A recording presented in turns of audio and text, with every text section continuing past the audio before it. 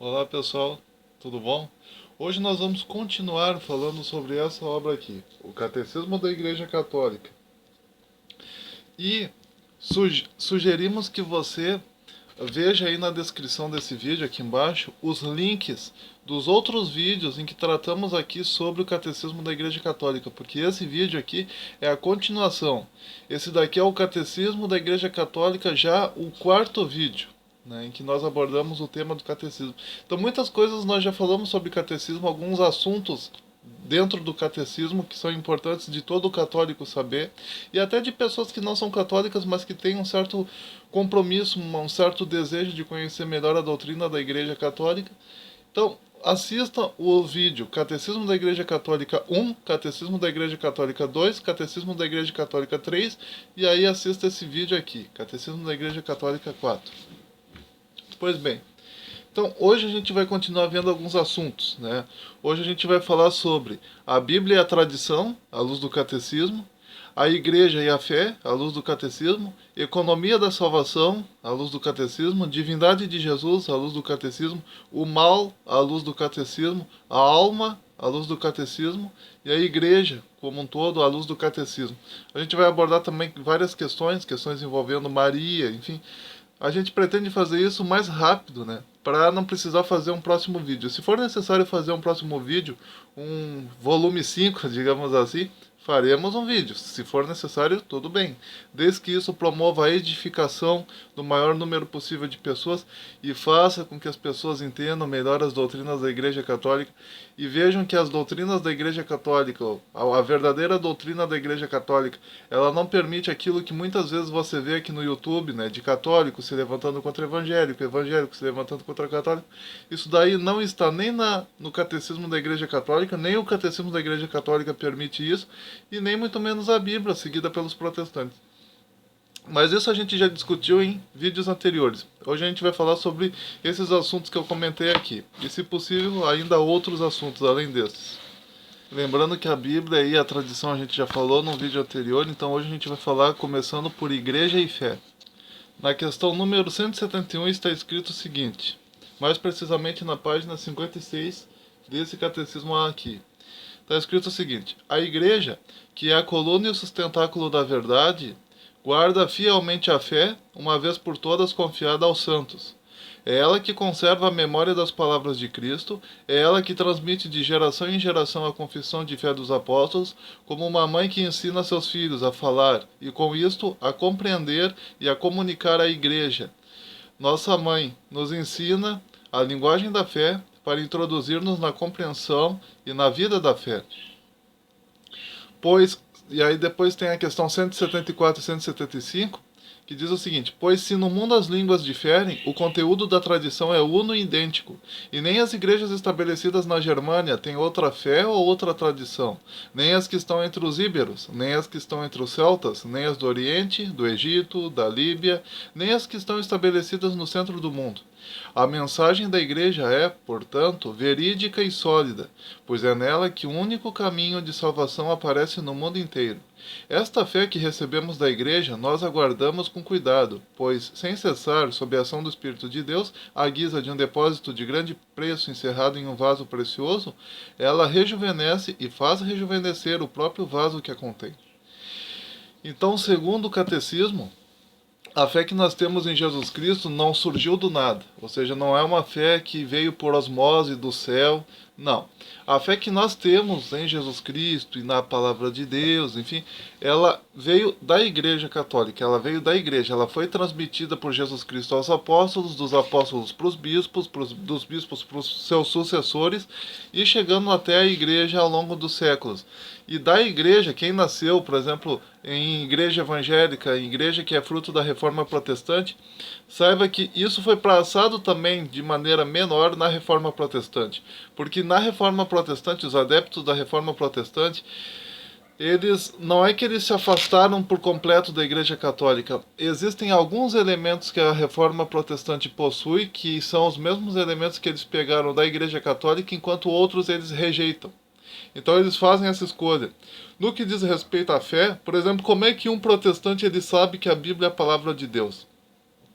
Quem criou a noção de que a Bíblia é a palavra de Deus foi a igreja. A Igreja Católica que, lá por volta dos séculos 3 e 4, criou o cânon do Novo Testamento. E com isso, a Igreja Católica foi passando de geração para geração a ideia de que a Bíblia é a palavra de Deus, de que o Novo Testamento principalmente, assim como o Antigo, mas o Novo principalmente, ele deve ser a regra de fé e conduta de todo cristão.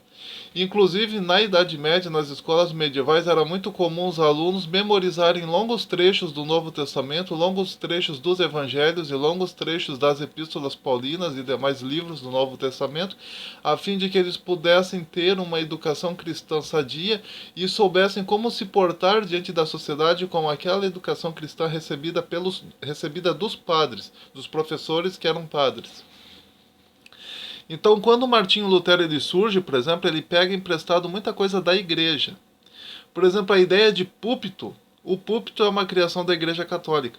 Na época da Idade Média, né, se olhava para o altar, se olhava de frente para o altar, e do lado havia o púlpito, onde ficava o padre, né, que estava apresentando a homilia. Então o padre ele ficava, digamos assim, do lado dos membros. Os membros ficavam sentados na nave, com os olhos voltados para o altar, onde ficava a hóstia, onde ficava a presença viva de Jesus Cristo através do pão e do vinho.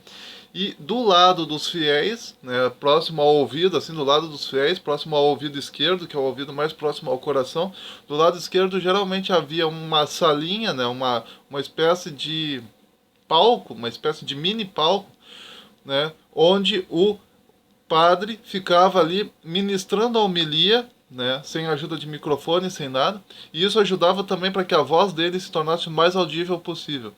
Então, o púlpito, né, que até hoje existe nas igrejas evangélicas, o púlpito é uma criação da Igreja Católica, o coral é uma criação da Igreja Católica, a ideia de altar é uma criação da Igreja Católica, e a Bíblia, principalmente o Novo Testamento, é de alguma forma uma criação da Igreja Católica, porque foi a Igreja Católica que selecionou o cânon do Novo Testamento, que seria usado mais tarde pelos protestantes, seria usado mais tarde pelos católicos, pelos protestantes e por todos.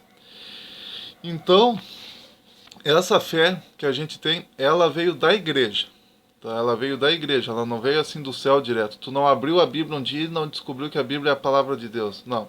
O próprio fato de tu ter aberto a Bíblia e não outro livro religioso já mostra que tu já possuía uma espécie de conceito pré-estabelecido de que a Bíblia seria a palavra de Deus, mas quem foi que criou aquele conceito pré-estabelecido? Foi a Igreja Católica. Se a Igreja Católica quisesse, ela poderia ter destruído a Bíblia, ela poderia ter destruído os evangelhos do Novo Testamento durante a Idade Média, sem problema nenhum.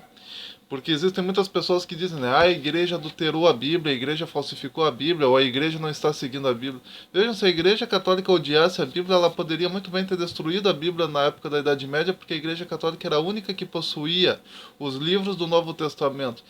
Mas não apenas a Igreja Católica não destruiu a Bíblia, como também ela preservou a Bíblia, como ela também acabou preservando até mesmo os textos apócrifos que ela mesma rejeitou e que não deixou que se entrasse no cânon do Novo Testamento. Eu já falei sobre isso em vídeos anteriores aqui sobre o catecismo. Que ela preservou, a Igreja Católica preservou inclusive os livros apócrifos, exatamente para que as pessoas hoje em dia pudessem ver os livros apócrifos e entender de livre e espontânea vontade por que a Igreja Católica não permitiu que os livros apócrifos entrassem. Então, para evitar queima de arquivos, a Igreja Católica fez questão de preservar até os textos que ela mesma considerava abomináveis e que ela não colocou na Bíblia. Entenderam? Então, essa fé que nós possuímos hoje é uma fé que nos foi dada pela Igreja. Tá? Então, na questão de número 170, já falamos aqui sobre a 171, né? Na questão 169, diz assim, ó, a salvação vem exclusivamente de Deus, mas por recebermos a vida de fé por meio da Igreja, esta última é nossa mãe. Nós cremos na Igreja como a mãe de nosso novo nascimento, e não como se ela fosse a autora de nossa salvação. Por ser nossa mãe, a Igreja também é educadora de nossa fé. Seria mais ou menos o seguinte, você diz, eu creio naquilo que o Senhor Jesus Cristo disse na Bíblia, e na Bíblia está escrito, quem crê e for batizado será salvo. Crer significa fé. Mas a questão é, fé, como é que a gente vive essa fé? Como é que a gente cumpre essa fé? Como é que a gente pratica essa fé? Como é que é essa fé no dia a dia? E aí surge a igreja, né, como coluna e baluarte da verdade, como sustentáculo da fé, como aquela que possui os conceitos verdadeiros acerca da fé. ela vai te ensinar como vivenciar essa fé. Ela vai te ensinar como aceitar Jesus como Senhor e Salvador da sua vida. A igreja vai te ensinar a como ser um filho de Deus, a como obedecer os versículos bíblicos da forma correta e não com coisas da sua cabeça, entendeu? E como a igreja foi que manteve a Bíblia, foi a igreja que passou a Bíblia de geração a geração, foi a igreja que manteve o cânon do Novo Testamento e criou o cânon do Novo Testamento, então até aquilo que tu lê na Bíblia é a igreja católica que está falando ali, de alguma maneira. Entenderam? Então a igreja, ela é a educadora da fé. Ela nos ensina como ter fé em Jesus Cristo e como ser salvos através dessa fé. Na questão número 230, fala-se do Deus inefável, ou seja, do Deus que não pode ser compreendido. Diz assim a questão 230: ao revelar-se, Deus permanece mistério inefável. Se o compreendesses, ele não seria Deus. E mais tarde, na questão 236, está escrito assim, ó: os padres da Igreja distinguem entre a teologia e a oikonomia, designando com o primeiro termo o mistério da vida íntima do Deus Trindade, e com o segundo todas as obras de Deus, por meio das quais ele se revela e comunica a sua vida. É mediante a oikonomia que nos é revelada a teologia, mas, inversamente, é a teologia que ilumina toda a oikonomia. As obras de Deus revelam quem ele é em si mesmo, e, inversamente, o mistério de seu ser íntimo ilumina a compreensão de todas as suas obras. Acontece o mesmo, analogicamente, entre as pessoas humanas. A pessoa mostra-se em seu agir, e quanto melhor conhecermos uma pessoa, tanto melhor compreenderemos o seu agir. Mais tarde, na questão 242, está escrito assim, ó: na esteira deles, seguindo a tradição apostólica, a Igreja, no ano de 325, no primeiro concílio ecumênico de Nicéia, confessou que o Filho é consubstancial ao Pai, isto é, um só Deus com ele. O segundo concílio ecumênico, reunido em Constantinopla em 381, conservou esta expressão em sua formulação do Credo de Nicéia, e confessou: o Filho único de Deus, gerado do Pai antes de todos os séculos, luz de luz, Deus verdadeiro de Deus verdadeiro, gerado, não criado, consubstancial ao Pai. Então, segundo a tradição da Igreja Católica, Deus é uma trindade. Deus é Pai, é Filho e é Espírito Santo, e não tem como tu compreender isso de maneira perfeita. Por mais que você queira compreender, por mais que eu queira compreender, por mais que nós queiramos compreender isso de maneira perfeita, não tem como você compreender isso de maneira totalmente perfeita. O máximo que você pode fazer é aceitar e crer. Tá? Então Deus é Pai, é Filho e é Espírito Santo. Ou seja, Deus é, na verdade, uma espécie de essência, uma substância, digamos assim, que coexiste ao mesmo tempo no Pai, no Filho e no Espírito Santo. Por isso que Deus está em três pessoas e ao mesmo tempo ele é um. Porque Deus, enquanto essência, ele habita no Pai, no Filho e no Espírito Santo, e enquanto pessoa, ele é três pessoas: o Pai, o Filho e o Espírito Santo. Os três têm uma individualidade própria, os três manifestam-se de maneira individual, e, ao mesmo tempo, eles permanecem juntos a nível de sentimentos e desejos. Possuem o mesmo nível de santidade, o mesmo nível de sentimento, o mesmo nível de emoção, o mesmo nível de intenção, o mesmo nível de virtude. Tá certo? Então, quando você aceita Jesus como Senhor e Salvador da sua vida, de alguma maneira, você está aceitando Deus como Senhor e Salvador de sua vida. Tá certo? Porque Jesus é Deus. Isso está escrito no Catecismo da Igreja Católica, na questão 242. Agora a gente vai falar um pouquinho sobre o mal. Existem muitas pessoas que têm uma certa preocupação em falar sobre o mal. Então a gente vai falar sobre o mal, sobre Satã, por exemplo. Na questão 310, acerca do mal, está escrito: mas por que Deus não criou um mundo tão perfeito que nele não possa existir mal algum? Segundo o seu poder infinito, Deus sempre poderia criar algo melhor. Todavia, em sua sabedoria e bondade infinitas, Deus quis livremente criar um mundo em estado de caminhada para a sua perfeição última. Este devir permite, no desígnio de Deus, juntamente com o aparecimento de determinados seres, também o desaparecimento de outros. Juntamente com o mais perfeito, também o menos imperfeito. Juntamente com as construções da natureza, também as destruições. Juntamente com o bem físico, existe, portanto, o mal físico, enquanto a criação não houver atingido sua perfeição. Os anjos e os homens, criaturas inteligentes e livres, devem caminhar para seu destino último por opção livre e amor preferencial. Podem, no entanto, desviar-se, e de fato, pecaram. Foi assim que o mal moral entrou no mundo, incomensuravelmente mais grave do que o mal físico. Deus não é de modo algum nem direta nem indiretamente a causa do mal moral.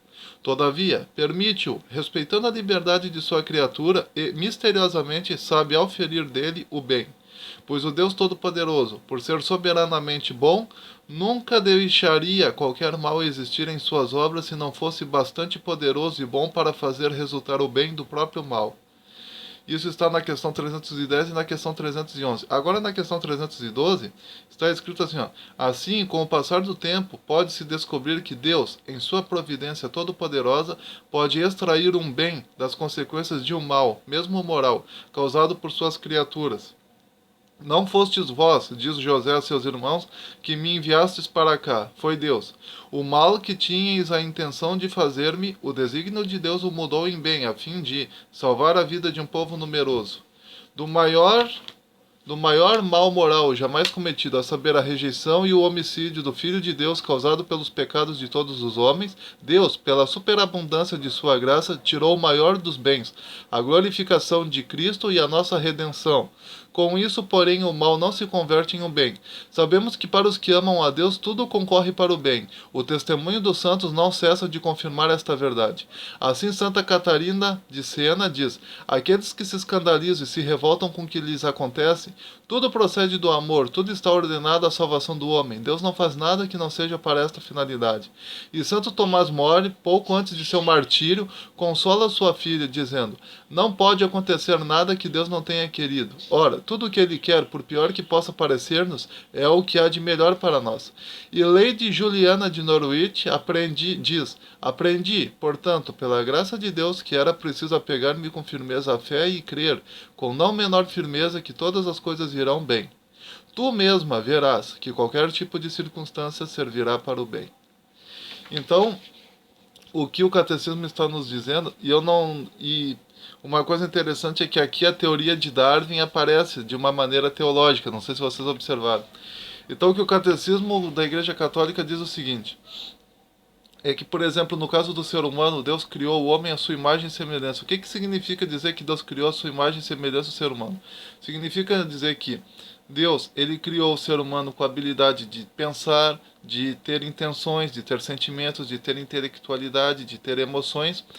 E Deus criou o ser humano para o fim último, que é se tornar cada vez mais parecido com o próprio Deus. Então, o objetivo último da criação do homem é ser como Deus. Ser como Deus. Ser a imagem e semelhança de Deus. Ser parecido com Deus. No falar, no pensar, no agir, no proceder, no ser.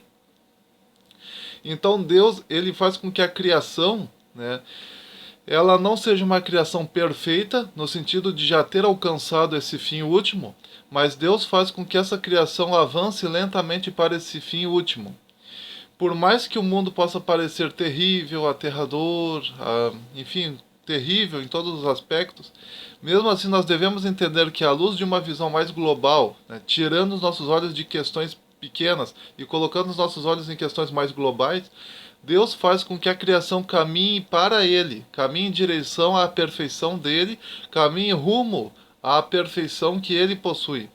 Então o mundo hoje não é perfeito, mas ele está caminhando rumo à perfeição. E nessa perfeição, espécies, como diria a teoria de Charles Darwin, que aparece de maneira não tão sutil aqui no catecismo, espécies inferiores vão sumindo, espécies mais avançadas vão surgindo, mais tarde outras espécies mais avançadas vão surgindo e essas vão se tornando inferiores e vão sumindo. E de alguma maneira acontece isso também na moral das pessoas, né? A moral da humanidade vai se tornando cada vez mais elevada, as pessoas começam a refletir mais sobre as coisas, começam a se tornar cada vez menos animalescos e começam a avançar cada vez mais rumo a uma perfeição. Até chegarmos a essa perfeição, é normal que aconteçam situações desagradáveis que nós não compreendemos, mas que Deus não permitiria que acontecesse nas nossas vidas ou até mesmo na criação dele, se desse mal Deus não pudesse extrair um bem. Então Deus permite que o mal aconteça porque Deus sabe que daquele mal ele sempre vai poder extrair algum bem. Nunca Deus vai permitir que aconteça um mal que ele mesmo não consiga, de alguma maneira, usar esse mal para o avanço da humanidade, para o avanço moral e espiritual do ser humano, para o pleno desenvolvimento da criatura humana. Então, todo mal que acontece em nossas vidas, de alguma maneira, Deus só permite que aquele mal nos aconteça, porque dali Deus pode extrair um bem, certo? Então, essa é a explicação do Catecismo da Igreja Católica acerca do porquê que o mal existe no mundo. O mal no sentido moral, né? Digo o mal no sentido moral. Já o mal enquanto Satã, por exemplo, no sentido de Satã ter se rebelado contra Deus, isso também aparece no Catecismo. Isso aparece a partir do quarto concílio de Latrão, né? Na verdade, o quarto concílio de Latrão, ele oficializou que o diabo um dia foi um anjo bom. Se você procurar isso na Bíblia, tu não vai ter isso na Bíblia. Mas foi a Igreja Católica que criou a interpretação de que Isaías capítulo 14 está falando não apenas do rei de Tiro e Sidom, mas também de Satanás. Então, se você tem essa interpretação de que em Isaías capítulo 14 está escrito não apenas que o rei de Tiro e Sidom era uma pessoa, um querubim de guarda ungido, alguém que habitava nas regiões do Éden. Na verdade, se tu acredita que isso não está falando apenas de Tiro e do rei de Tiro e Sidom, mas também acerca de Satã, saiba que essa interpretação que você está dando é uma interpretação que te foi dada pela Igreja Católica. Mesmo que não de maneira direta. Se você não é católico, então você recebeu essa interpretação da Igreja Protestante, da onde você, a qual você congrega, né? Mas essa igreja protestante ela pegou de alguma maneira da igreja católica, mais precisamente do quarto concílio de Latrão, essa interpretação de que Isaías capítulo 7, versículo 14 estaria falando acerca de Satã, e não apenas acerca do rei de Babilônia, ou acerca do rei de Tiro e Sidom, enfim, entenderam? Falando acerca de Satanás, né, e os seus demônios, está escrito, né, nas questões 391, 392 e 393 do Catecismo da Igreja Católica, mais precisamente na página 111 desse catecismo aqui. Está escrito o seguinte, falando sobre a queda dos anjos. Por trás da opção de desobediência de nossos primeiros pais, há uma voz sedutora que se opõe a Deus, e que por inveja os faz cair na morte. A Escritura e a tradição da Igreja veem nesse ser um anjo destronado, chamado Satanás ou Diabo. A Igreja ensina que ele tinha sido anteriormente um anjo bom, criado por Deus. Diabolos enim et ali demonies adeu quidem, natura creati sunt boni, sed ipsi persefacti sunt mali. Com efeito, o diabo e outros demônios foram por Deus criados bons em sua natureza, mas se tornaram maus por sua própria iniciativa. A Escritura fala de um pecado desses anjos. Esta queda consiste na opção livre desses espíritos criados, que rejeitaram radical e irrevogavelmente a Deus e seu reino. Temos um reflexo desta rebelião nas palavras do tentador ditas a nossos primeiros pais: E vós sereis como deuses. O diabo é pecador desde o princípio, pai da mentira, e o caráter irrevogável de sua opção, e não uma deficiência da infinita misericórdia divina, que faz com que o pecado dos anjos não possa ser perdoado. Não existe arrependimento para eles depois da queda, como não existe para os homens após a morte. A Escritura atesta a influência nefasta daquele que Jesus chama de homicida desde o princípio, e que até chegou a tentar desviar Jesus da missão recebida do Pai. Para isto é que o Filho de Deus se manifestou, para destruir as obras do diabo. A mais grave dessas obras, devido às suas consequências, foi a sedução mentirosa que induziu o homem a desobedecer a Deus. Contudo, o poder de Satanás não é infinito. Ele não passa de uma criatura, poderosa pelo fato de ser puro espírito, mas sempre criatura. Não é capaz de impedir a edificação do reino de Deus. Embora Satanás atue no mundo por ódio contra Deus e seu reino em Jesus Cristo, e embora sua ação cause graves danos de natureza espiritual e indiretamente até de natureza física, para cada homem e para a sociedade, esta ação é permitida pela divina providência, que com vigor e doçura dirige a história do homem e do mundo. A permissão divina da atividade diabólica é um grande mistério, mas nós sabemos que Deus coopera em tudo para o bem daqueles que o amam. Isso está escrito no Catecismo da Igreja Católica nas questões 391 até a questão 395, tá? Ou seja, na página 111 até a página 112. Então, o Satanás, ele, segundo o Catecismo da Igreja Católica, ele não pode voltar ao céu, não é porque... Então, à luz do Catecismo da Igreja Católica, não é que Deus não tenha misericórdia de Satanás, Não é que Deus não ame Satanás. Deus até ama Satanás, Deus até tem misericórdia de Satanás e Deus até tem pena. Eu vou usar a expressão pena para que todos possam compreender, né? Porque a palavra misericórdia, algumas pessoas têm uma certa dificuldade de entender, porque misericórdia vem do grego miseris cardia, que significa a miséria do coração. Misericórdia significa você sentir, você experimentar a miséria do coração do outro. Você, em seu coração, sente a miséria do outro. Você, em seu coração, sente a miséria do outro e a miséria do coração do outro. Isso é misericórdia. É você colocar-se no lugar do outro e você sentir a miséria que o outro está vivendo. A miséria espiritual, a miséria física, a miséria econômica, a miséria, qualquer tipo de miséria. Isso é misericórdia. E você agir a favor do outro para tirar ele dessa situação de miséria. Isso é misericórdia, né, etimologicamente falando. Só que Deus, ele tem pena de Satanás, Deus tem misericórdia de Satanás, Deus tem piedade de Satanás, mas o problema é que Satanás está numa situação em que ele não pode mais se arrepender, ele não pode mais receber a graça de Deus, por dureza de coração mesmo. Ele endureceu a serviço de uma tal forma que qualquer ato de misericórdia da parte de Deus, Satanás vai interpretar isso como sendo um ato de zombaria da parte de Deus. Satanás não vai ficar feliz se Deus hoje, por exemplo, inventar de abençoar ele. Se Deus hoje abençoasse Satanás de alguma maneira, ao invés de Deus receber o amor de Satanás, ele receberia sim um ódio ainda maior de Satanás. Satanás diria: mas por que tu está me abençoando? O que tu quer com isso? Será que Deus está planejando alguma coisa contra mim? Quer dizer, Satanás não entende que se Deus quisesse destruir ele, era só Deus fazer assim, ó, e Satanás sumiria do mapa. Mas o nível de ódio de Satanás é tão grande que ele, digamos assim, ele enlouquece, entendeu? Ele não consegue absorver mais a misericórdia de Deus. Qualquer ato que Deus venha fazer a favor de Satanás, Satanás vai interpretar isso como sendo um ato dúbio de Deus, como se Deus fosse falso. Entendeu? Essa é a ideia que o catecismo está nos dizendo.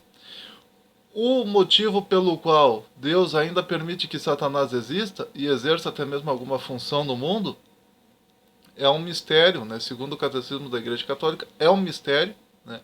Mas, dentro desse mistério, o catecismo nos ensina que tudo coopera para o bem daqueles que amam a Deus. Isso está escrito em Romanos capítulo 8, versículo 28, e o catecismo cita esse texto.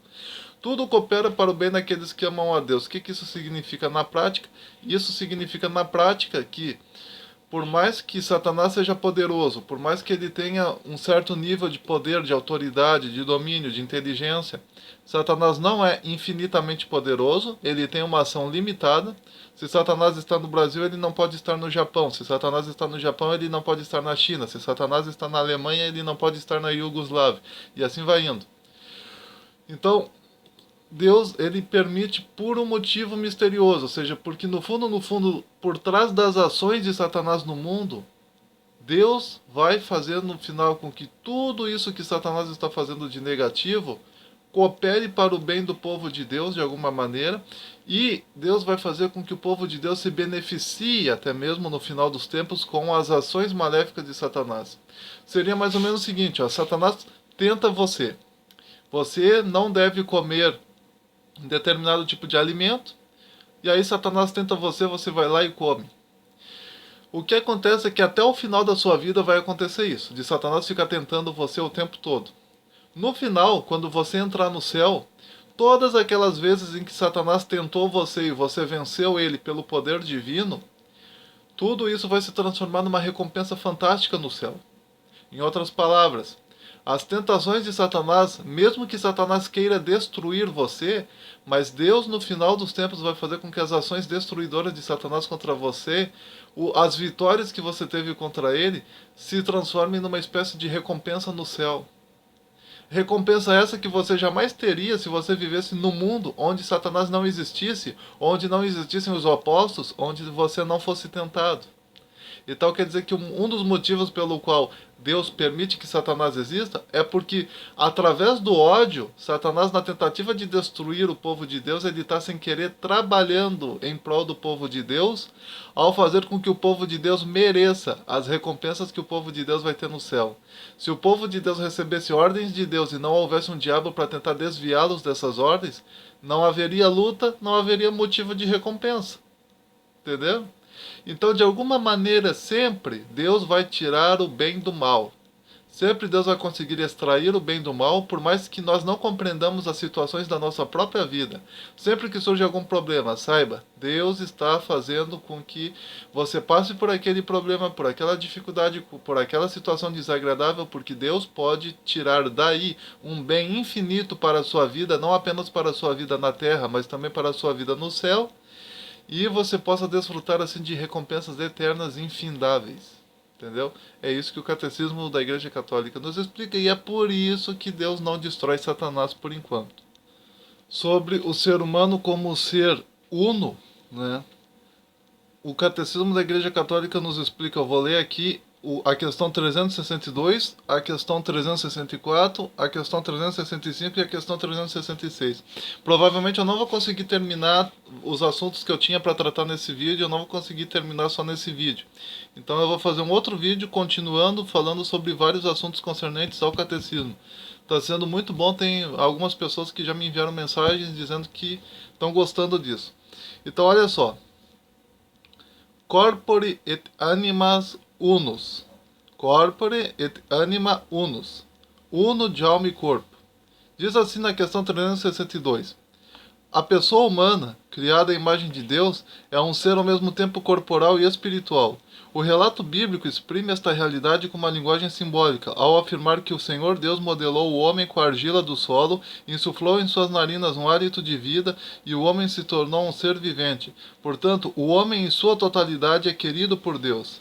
Questão 364. O corpo do homem participa da dignidade da imagem de Deus. Ele é corpo humano precisamente porque é animado pela alma espiritual, e é a pessoa humana inteira que está destinada a tornar-se no corpo de Cristo o templo do Espírito.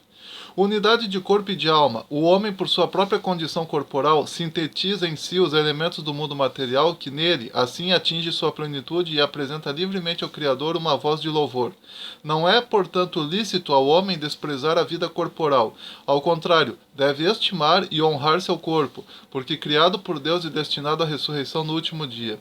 Questão 365. A unidade da alma e do corpo é tão profunda que se deve considerar a alma como a forma do corpo.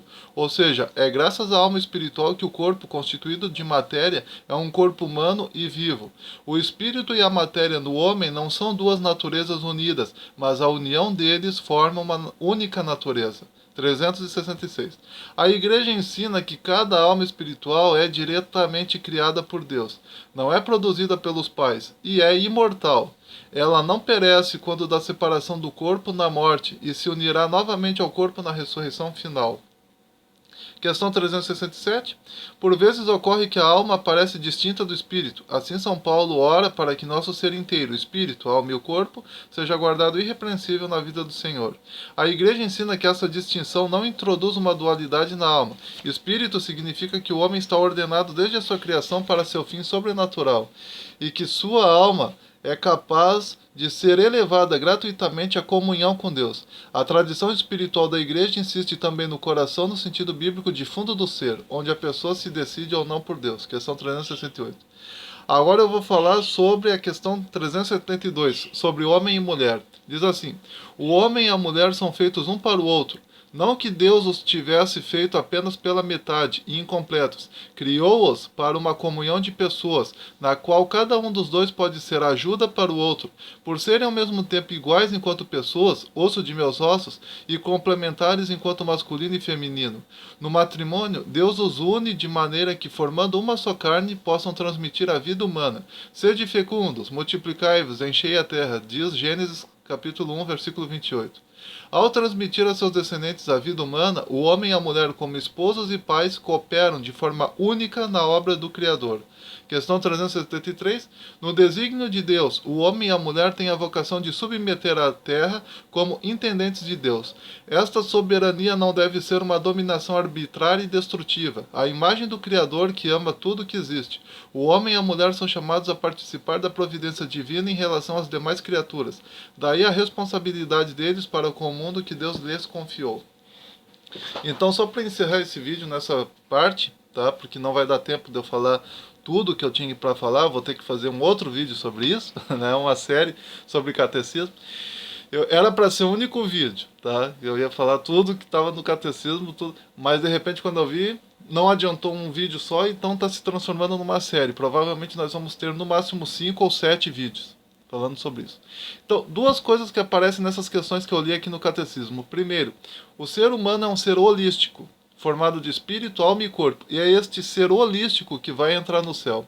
Hoje, quando uma pessoa morre e a alma dela vai para o purgatório, vamos supor, a alma sem o corpo está incompleta. Porque Deus quer o ser humano de maneira holística. Deus quer o ser humano de maneira integral. Corpo, alma e espírito, de maneira integral. E não apenas a alma no céu ou apenas a alma no purgatório. Então, os santos que estão na presença de Deus hoje, eles estão incompletos. Ao contrário de Maria, que quando que Deus levou corpo e alma para o céu, tudo junto, ela está no céu de maneira holística, de maneira plena. E ela, assim como o Filho dela, Jesus Cristo, que estão no céu de maneira holística, cada um tendo o seu corpo, a sua alma e o seu espírito no céu. No caso dos santos, né, infelizmente os santos, como Santa Rosália, Ermita, né, ou Santa... Enfim, Santa Teresa d'Ávila, enfim, todas essas santas e santos, né, da Igreja Católica, de alguma maneira, eles não estão completos no céu, né, eles estão apenas, o espírito deles apenas está no céu, digamos assim. Mas Deus quer que a totalidade do corpo deles esteja no céu, a totalidade da alma deles esteja no céu, a totalidade do ser esteja no céu. Deus quer que no céu habitem seres por completo, holística. Então, Deus, ele está reservando, né, o tempo em que ele vai ressuscitar o corpo de todos os filhos de Deus e vai levar o corpo dos filhos de Deus para o céu. Então, o verdadeiro destino do nosso corpo é ir para o céu, é habitar as regiões celestiais. O nosso corpo não foi feito apenas para as coisas da terra. O nosso corpo foi feito para as coisas do céu. Assim como o nosso espírito foi feito para as coisas elevadas, as coisas sobrenaturais, as coisas do céu, assim também o nosso corpo, de alguma maneira, ele foi projetado por Deus para as coisas do céu, para as regiões celestiais, para a elevação, digamos assim. Por isso é muito importante que nós cuidemos bem dos nossos olhos. Na Bíblia, existem citações do Catecismo que diz que com esses olhos nós veremos a Deus. Com esses ouvidos nós ouviremos a voz de Deus no céu. Com essa boca nós falaremos com Deus, com os santos anjos, com a Trindade, com os apóstolos, com todos. Então é muito importante que, se esse meu corpo ele vai ter essa grandeza, essa possibilidade fantástica de ver e conversar com o próprio Deus, com essa mesma voz que eu tenho hoje, eu vou poder conversar com Deus, com esses mesmos olhos que eu tenho hoje, eu vou poder ver Deus, com esses mesmos ouvidos que eu tenho hoje, eu vou poder ouvir Deus, com esse mesmo nariz que eu tenho hoje, eu vou poder inspirar, né, o hálito divino, eu vou poder inspirar os cheiros do céu, digamos assim. Então eu já tenho que cuidar do meu corpo desde agora. Isso me obriga, de alguma maneira, a ter um cuidado com o meu corpo. Ou seja, não ouvir qualquer música, não comer qualquer tipo de comida, não ver qualquer tipo de bobagem. Cuidar do meu corpo. O meu corpo, segundo a Bíblia, e aparece aqui esta citação, né? Segundo a Bíblia, o nosso corpo, ele é templo do Espírito Santo, né? E Deus quer que o nosso corpo seja guardado de maneira irrepreensível para a vinda de nosso Senhor. O texto que fala que o nosso corpo é templo do Espírito Santo é o texto de 1 Coríntios capítulo 6, versículo 19 a 20. E em 1 Tessalonicenses capítulo 5, versículo 23, é dito que Deus quer que não apenas a nossa alma e espíritos sejam guardados irrepreensíveis para a vinda de nosso Senhor, mas também o nosso corpo. Então é muito importante cuidarmos do nosso corpo, fazermos exercícios, obedecermos dieta, não assistirmos qualquer tipo de filme, não ouvirmos qualquer tipo de música, não lermos qualquer tipo de livro. O nosso corpo, ele exige um nível de santidade muito grande da nossa parte, porque ele um dia vai entrar em contato com aquele que é o maior e mais elevado de todas as santidades, que é o próprio Deus, o santo dos santos dos santos dos santos, quer dizer, o santíssimo, o eterno, o infinito. E se o nosso destino, se o destino do nosso corpo é tão elevado assim, então o nosso corpo requer um grande cuidado.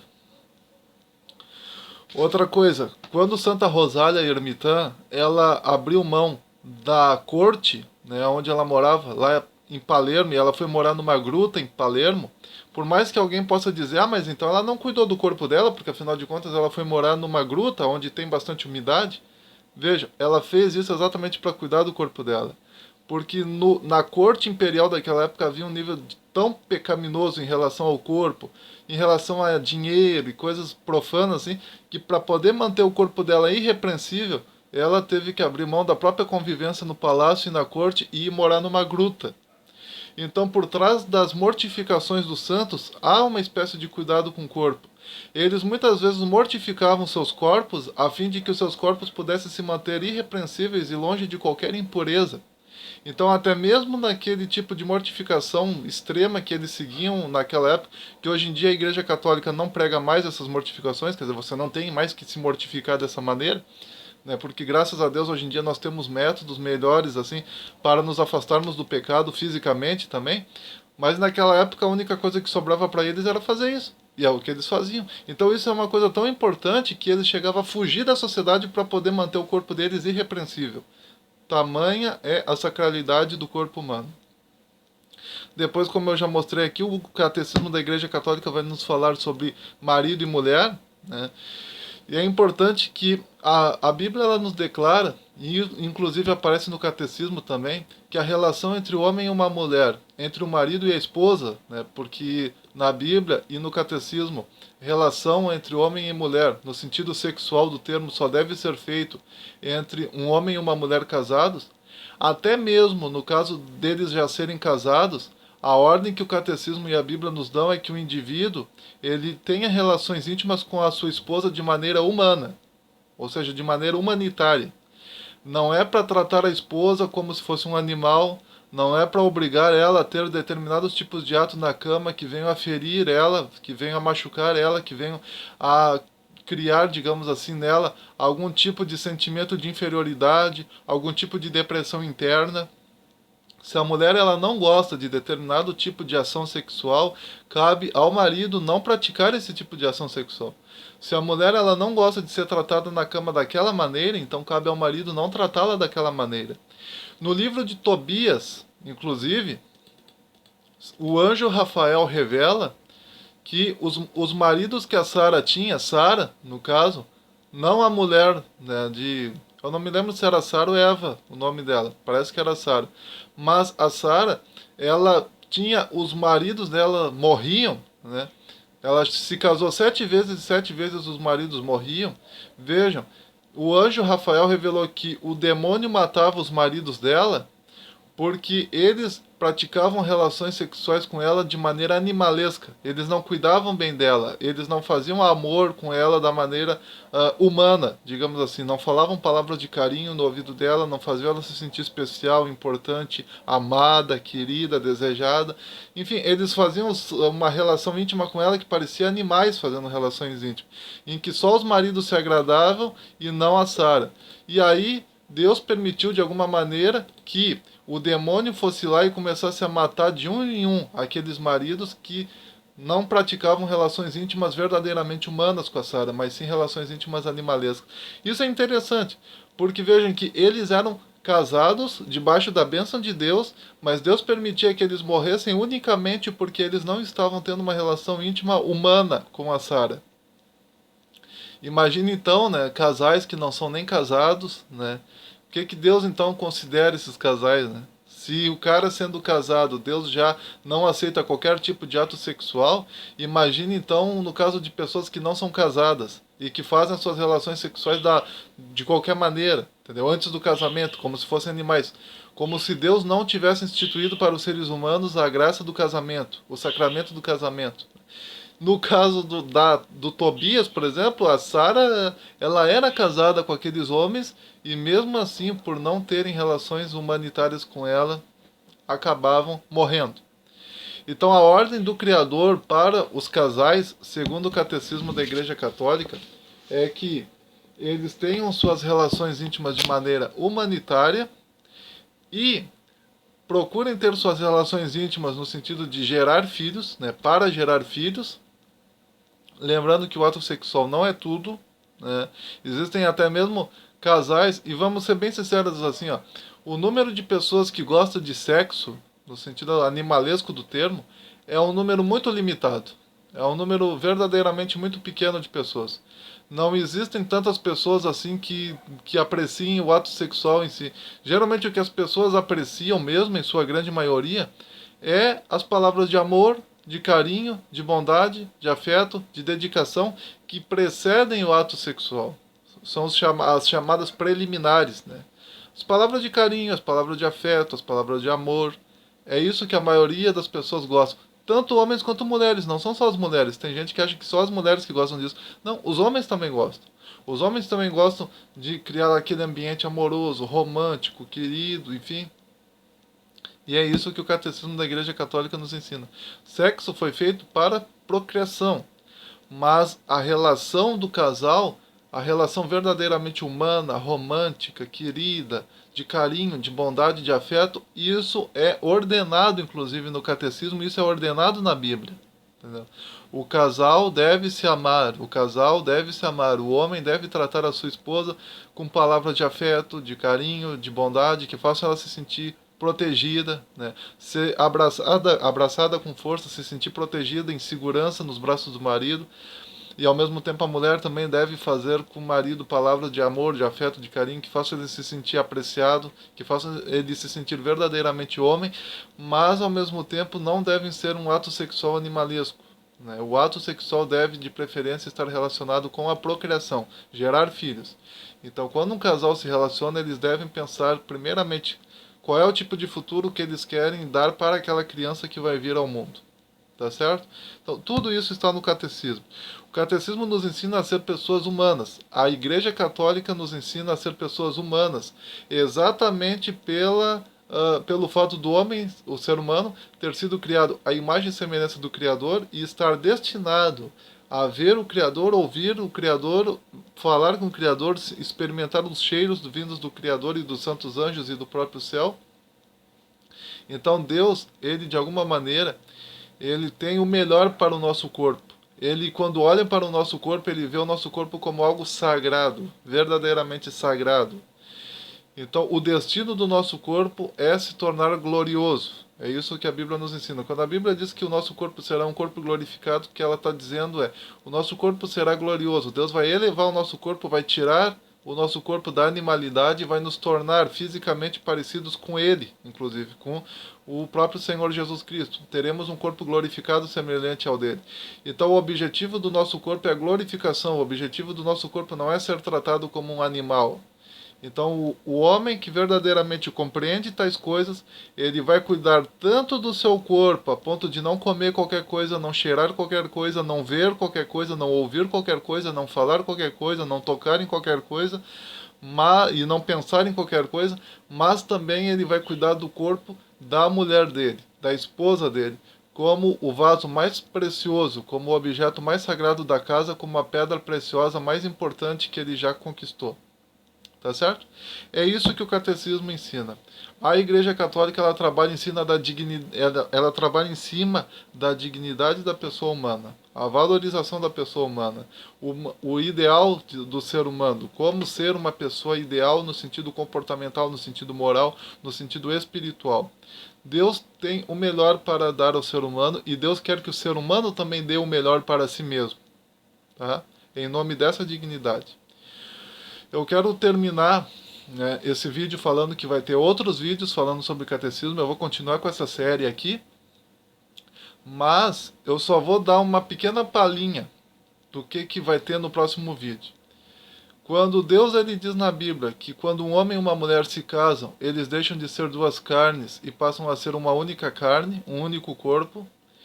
E Deus diz que a igreja é a esposa de Cristo, e Deus diz que Jesus Cristo é o próprio Deus. Ao dizer tal coisa, Deus está dizendo de uma maneira não sutil que a igreja e Deus são um único corpo, são um único ser, são uma única carne, e não duas carnes distintas, não dois corpos distintos, mas sim um só.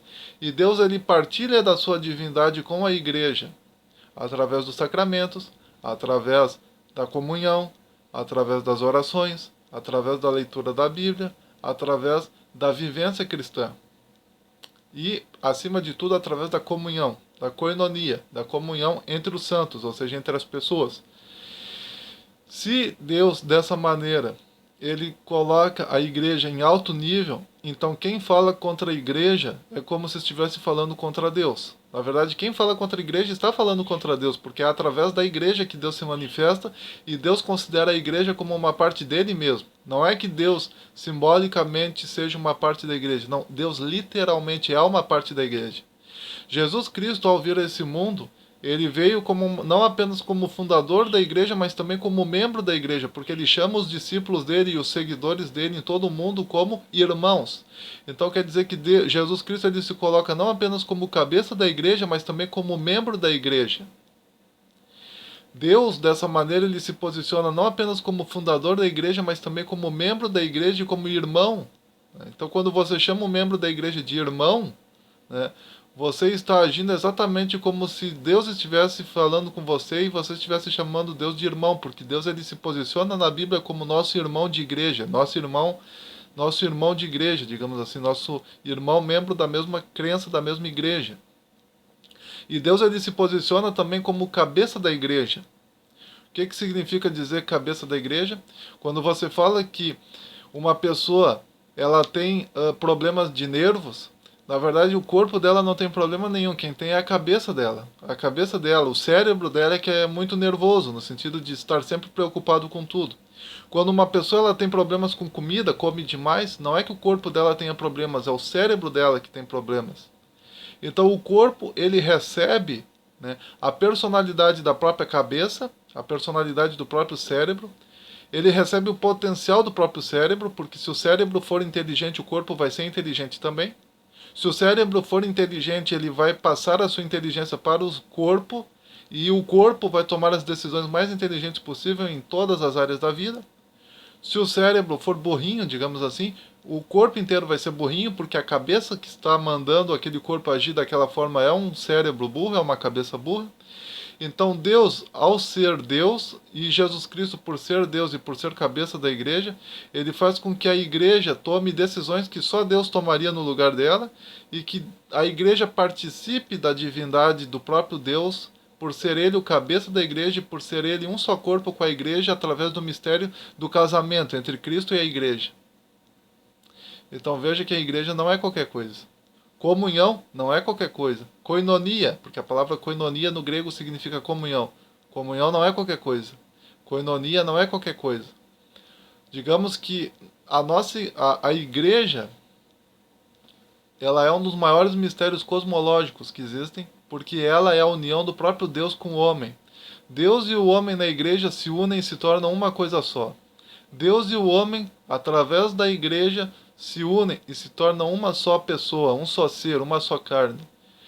A Bíblia diz que aquele que se une ao Espírito Santo se torna um só espírito com ele. A Bíblia também diz que você, como membro da igreja, é um só corpo com Cristo. Sendo Cristo Deus e sendo o Espírito Santo Deus, significa que você é um só Espírito com o próprio Espírito Santo, com o próprio Deus, e você é um só corpo com o próprio Deus, porque Jesus Cristo é Deus e você está unido a Jesus Cristo através do casamento entre Cristo e a igreja. Então você é um só com Deus. Enquanto você está na igreja, você é um só com Deus. E você é desafiado pela Bíblia a viver como Deus viveria no seu lugar, agir como Deus agiria no seu lugar, sentir o que Deus sentiria no seu lugar, pensar como Deus pensaria no seu lugar e tomar as mesmas decisões que Deus tomaria no seu lugar. Isso é a igreja. Então, veja que é um desafio fantástico ser cristão, é um desafio fantástico ser filho de Deus, é um desafio fantástico ser parte da igreja. Quando o apóstolo João ele tentou se curvar perante o anjo de Deus no livro do Apocalipse, o anjo de Deus disse: não faça tal, eu sou apenas conservo teu e de teus irmãos, que têm o testemunho de Jesus Cristo, adora a Deus. Sabe o que o anjo estava dizendo? Ele estava dizendo assim, ó, nós anjos somos membros da mesma igreja que você, apóstolo João.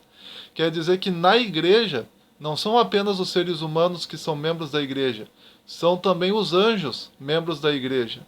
Os anjos que, segundo Hebreus capítulo 1, versículo 14, são espíritos ministradores enviados para servir aqueles que hão de herdar a salvação, eles são nossos irmãos em Cristo. Eles são membros da mesma igreja que nós.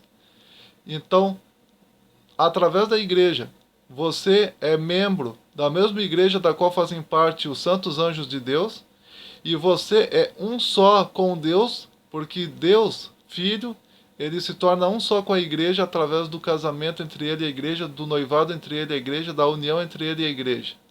Então, na igreja, os homens se tornam um só com Deus, e na igreja, os homens se tornam um só com os santos anjos, e na igreja, os santos anjos e os homens se tornam um só, ou seja, na igreja ocorre a união entre Deus e a sua própria criação.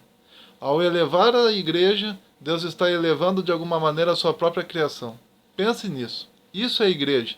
Igreja, portanto, é um dos maiores mistérios, porque nós não sabemos quem são os anjos, nós não sabemos do que os anjos são feitos, nós não sabemos nem direito quem é nós, quem somos nós. Nós não sabemos quem é Deus, então nós somos um só, mas a gente não sabe nem o que significa isso. Por isso que só abandona a igreja aquele que não conhece a igreja, aquele que não sabe o que significa a igreja, é apenas essas pessoas que abandonam a igreja. Quem sabe o que é a igreja não abandona a igreja. Quem sabe o que é a igreja não se rebela contra outros membros da sua mesma igreja. Percebem? Então a igreja, ela é um fenômeno sobrenatural, acima das capacidades humanas. Ela não é apenas aquela congregaçãozinha, né, de pessoas que um tosse, o outro espirra, o outro não sei o quê. Não, aquilo ali é apenas a manifestação física. Tem muita gente que se deixa levar pelas manifestações físicas. Aquilo é apenas a manifestação física. Por trás daquilo ali tem algo muito mais profundo que os nossos olhos não podem ver por enquanto. Por enquanto, né?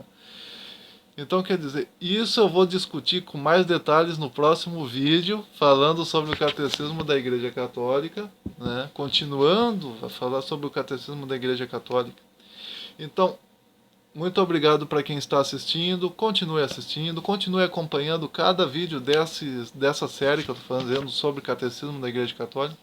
Então, compartilhe esse vídeo, dê o seu joinha, se inscreva, comente, divulgue, participe. Um forte abraço, até mais. Nos vemos na próxima, se Deus quiser.